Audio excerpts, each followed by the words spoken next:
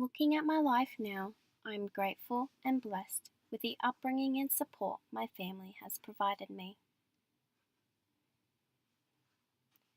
This is a story about my mother, Tun, who endured one of the most traumatic and horrifying experiences growing up during the time of the Vietnam War. It all started when her dad, my grandpa, was captured one evening and sent to fight in the war as a soldier. He tried to plead his case as he was a hard-working teacher, but the officers did not believe him. Unfortunately, he passed away on the battlefield and left behind his wife and 5 children, the youngest being only 18 months old at the time. In 1975, the Vietnam War was declared over, but for many it was only just beginning. Families were fighting for freedom, fighting for a future, fighting to survive. My family, being from the South, knew that there was no future in Vietnam for them. They had no rights of an education and no rights to have their own say.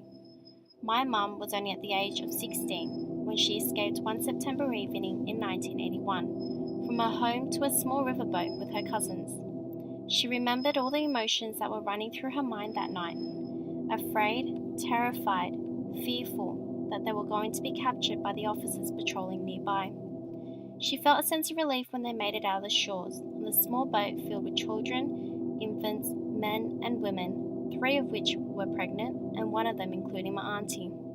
There was a total of 47 people cramped up with limited food, water and clothes to keep warm for a journey they had not imagined.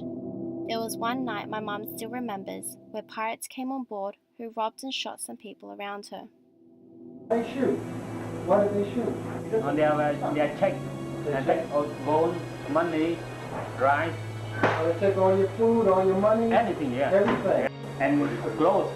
Very cold for night. Pirates then? Yeah. Like pirates.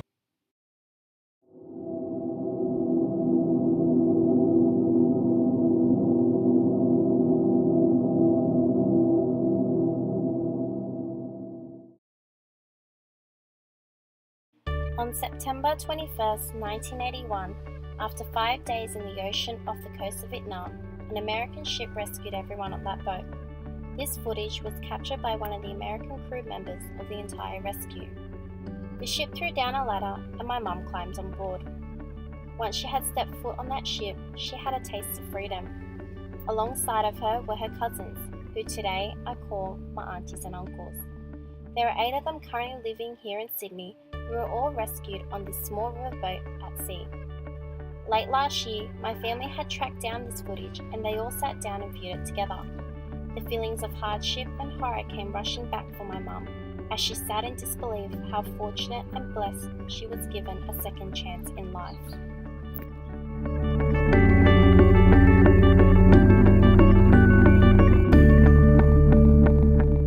The ship dropped everyone off in Japan, where Mum worked in the factories for 18 months to make a living to support herself. In 1983, Mum and my auntie flew to Sydney together, where they enrolled into Year 10 at the age of 18. She continued to work hard and graduated from UTS, studying IT in 1990. A few years later, she was able to sponsor my grandma and her siblings to come to Sydney, where they all call home today. This sparked an amazing reunion, as Mum had not seen them in almost 10 years. At the age of 16, my mum was fearing for her life. She had experienced the horrors of post-war, attacked by pirates who took all their food, money they had, and the clothes on their back. She and many others suffered the cold nights at sea. Mum had endured the toughest of times to strive and build a future for her family and herself, constantly working hard till this day to provide for her 3 children with an upbringing that we cannot be thankful enough for. To this day, she has seen all 3 of us graduate from high school and moving on to succeeding a life we are fortunate to have. To this day, none of it would have been possible without the courage and determination that my mum has had throughout her entire life.